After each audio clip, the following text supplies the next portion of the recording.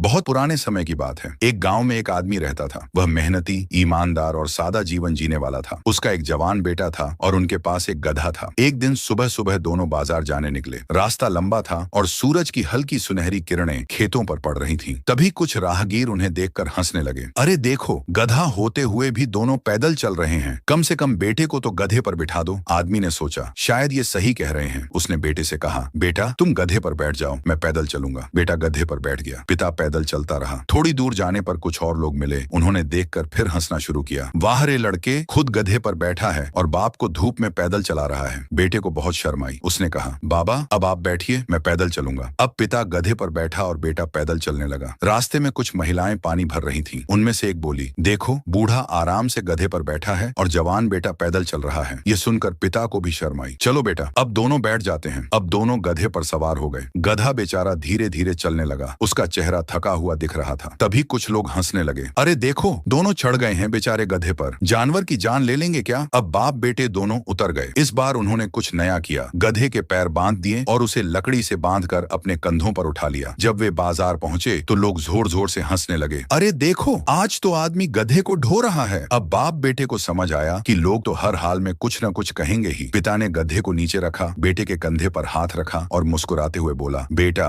आज हमने एक बड़ी सीख ली। दुनिया में हर किसी को खुश करना नामुमकिन है, इसलिए वही करो जो तुम्हें सही लगे। और गधा, पिता और बेटा शांत मन से फिर अपने गांव की ओर लौट गए। सीख, जो हर किसी को खुश करने की कोशिश करता है वो खुद कभी खुश नहीं रह पाता। इसलिए अपनी समझ से सही काम करो।